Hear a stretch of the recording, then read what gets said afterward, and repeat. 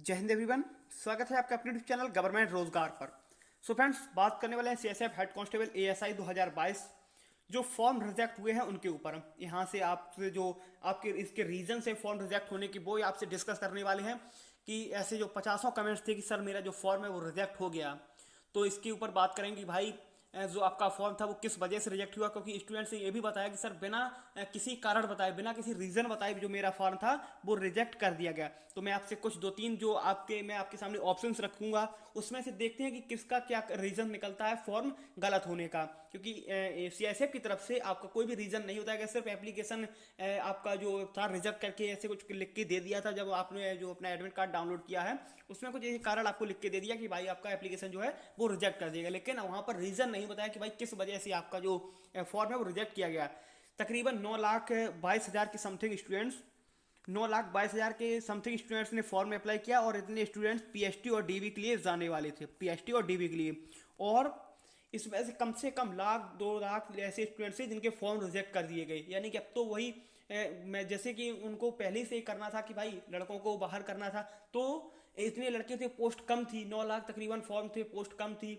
और रीजंस भी उन्होंने जो बनाए होंगे मैं आपसे वही शेयर करने वाला हूं। और आप आपको क्या करना है, क्योंकि कमेंट ऐसी थी तो मैं आपको यहाँ पर एक भी बताऊंगी आपको क्या करना है आपके एप्लीकेशन के रिगार्डिंग। तो चलते फिर वीडियो को स्टार्ट करते हैं। वीडियो स्टार्ट करने पहले रिक्वेस्ट है कि अभी तक आपने अगर चैनल को सब्सक्राइब नहीं किया जरूर कर लें, जिससे जब भी कोई नई वीडियो आती है उसकी इन्फॉर्मेशन आपको मिल जाती है। नेक्स्ट वीडियो आपका पीएचडी और डीवी में क्या क्या कराया जाता है सारी बातें आपसे डिस्कस करने वाले हैं। तो चलते फ्रेंड वीडियो को स्टार्ट करते हैं। सबसे पहले बात करेंगे अब आपकी रीजन नंबर फर्स्ट की। मैं आपके सामने ऑप्शंस रखूंगा, 2 से 3 रीजन है आपके जो आपके रीजंस बन सकते हैं। सबसे पहला रीजन जो है कि आपका फीका कट नहीं होना, यानी कि फीस का आपका कट नहीं होना। जिन भी कैटेगरी में फीस कट होती है, जैसे कि आपका ओबीसी कैटेगरी हो गया, जर्नल हो गया, आपका ईडब्ल्यूएस हो गया, इन कैटेगरी में आपकी 3 कैटेगरी में आपकी फीस कट हो रही थी, शायद आपने फीस कट नहीं की होगी तो आपका एप्लीकेशन जो है वो रिजेक्ट किया जा सकता है, जो रीजन नंबर फर्स्ट था। लेकिन एक स्टूडेंट ने ये भी बोला था कि सर मेरी कैटेगरी में फीस कट नहीं होती फिर भी मेरा फॉर्म रिजेक्ट हो गया। उसके ऊपर भी बात करेंगे कि भाई जो आपका मेन रीजन, जो तीसरा रीजन होगा, सबसे मेन रीजन होगा कि भाई इस वजह से आपका जो फॉर्म है वो रिजेक्ट हो सकता है। मेरे हिसाब से आपका फॉर्म रिजेक्ट हो सकता है उन रीजन की वजह से। नंबर दूसरा जो आपका है कि डिटेल्स का गलत फिल करना। जैसे कि आपने कुछ भी डिटेल्स, आपने जैसे हाई स्कूल की मार्कशीट में, जो आपका 10th की मार्कशीट में अगर आपका नाम वगैरह जो हो और आपने गलत नाम को फिल कर दिया हो, या उसमें स्पेलिंग में कुछ मिसप्रिंट हो गया हो, मिस मैच हो गया हो। आपने जैसे अब मान लीजिए कि कोई आपका नाम वगैरह है, ऋषि नाम है, कोई कुछ किसी तरीके से लिखता है, कोई किसी तरीके से लिखता है, मान लीजिए कोई भी आप नाम मान सकते हैं, या गलती से कोई मिसमैच हो गया, जैसे आपका नाम जो भी हो उसमें आपका एक ही जगह ओ हो गया हो, बाई चांस ऐसा हो सकता है। और डिटेल्स का गलत फिल करने पर, रॉन्ग फिल करने पर भी आपका फॉर्म रिजेक्ट हो सकता है। ये आपके रीजन है कुछ सामने, जो 2 मैंने कारण बताए हैं। तीसरा रीजन मैं आपसे शेयर करने वाला हूं कि अपनी फोटो के ऊपर शायद डेट ऑफ फोटो ना लिख पाना। ये एक रीजन मुझे जो लगता है, जो आपका एक मेजर रीजन लगता है, जिसको आप मान सकते हैं कि अपनी जैसी फोटो होती है उस पर डेट ऑफ फोटो मेंशन अगर आप करेंगे तो शायद आपका फॉर्म ना रिजेक्ट किया जाता। ये अगर आपकी इन 2 कारणों से आप बचते हैं, जैसे आपने अपना फीस भी सही से कट की, अपनी डिटेल्स भी आपने अगर सही से फिल की थी, उसके बाद भी अगर आपका फॉर्म रिजेक्ट होता है, तो मुझे तीसरा कारण ये लगता है कि शायद आपने अपनी फोटो के ऊपर डेट ऑफ फोटो मेंशन नहीं की थी।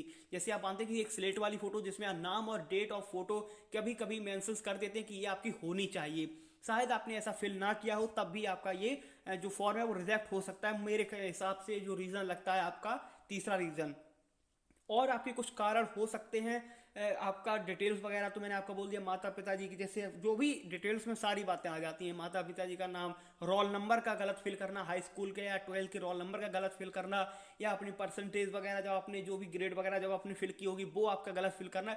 डिटेल्स में इतनी सारी बातें आपकी मेंशंस हो जाती हैं। तो मेरे ख्याल से तीसरा जो रीज़न लगता है कि आपका फीस का कट ना होना। दूसरा हो सकता है कि डिटेल्स का जो आपका होना कि भरना है वो आपने शायद रॉन्ग फिल की हो। और तीसरा है कि अपनी फोटो के ऊपर अगर इन दोनों से आप बचते हैं, दोनों से आपने फिल की थी सही से, तो अपनी फोटो पर डेट ऑफ फोटो ना मेंशन करना।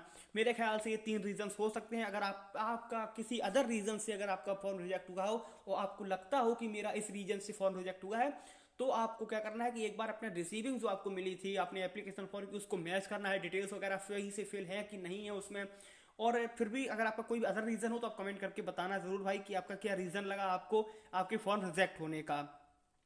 अब आपके काफ़ी स्टूडेंट्स ये पूछ रहे थे कि इसका कोई उपाय है, इसका कोई सॉल्यूशन है कि भाई अब मेरा क्या हो सकता है। तो भाई अब तो इसका कुछ भी सॉल्यूशन नहीं है, क्योंकि ये मान के चलिए कि अब तो पूरा फाइनल हो चुके हैं, एडमिट कार्ड जारी हो चुके हैं, या उसमें कोई करेक्शन की डेट आती। सॉल्यूशन तब रहता है जब बाई चांस आपने गलत एप्लीकेशन को, कोई भी डिटेल्स आपने गलत फिल कर दी अपनी एप्लीकेशन की, उसके बाद करेक्शन डेट आती है, अगर करेक्शन डेट आती है अगर, यानी कि सही करने की अगर एक जो तारीख आती है, अगर आपने तब सही फिल, इसमें ऑप्शन होता कि भाई ये डेट आएगी आप अपनी एप्लीकेशन सही कीजिए, तो शायद ऑप्शन बन सकता था, लेकिन ऐसा कुछ नहीं है।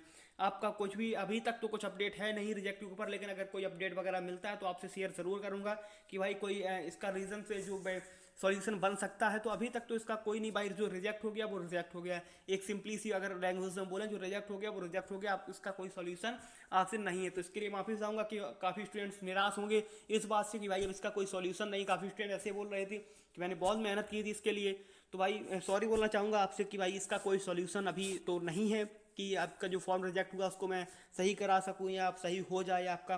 तो अभी इसका कोई भाई रीज़न वो नहीं है सॉल्यूशन, तो सॉरी उसके लिए।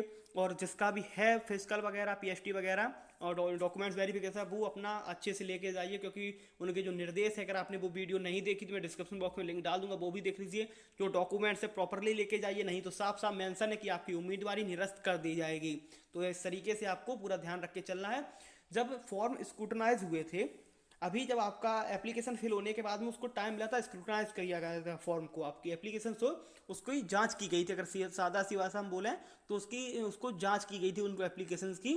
तो वो आपकी एप्लीकेशन उसमें सबसे ज़्यादा रिजेक्ट हुई जब स्क्रूटनाइज हुई। अगर थोड़ी भी आपकी उसमें अगर मिसप्रिंट थी, आपकी अंडरस्टैंडिंग हुई अगर एक भी स्पेलिंग वगैरह में, तो आपके फॉर्म जो थे वो स्क्रूटनाइज में आपके रिजेक्ट कर दिए गए थे।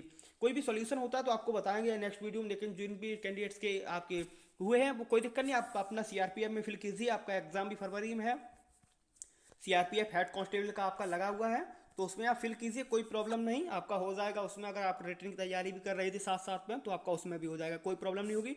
बताना आपका किस डेट को है और किस सिटी में। आई होप मिलते हैं आपसे अगली वीडियो में, तब तक के लिए जय हिंद जय भारत।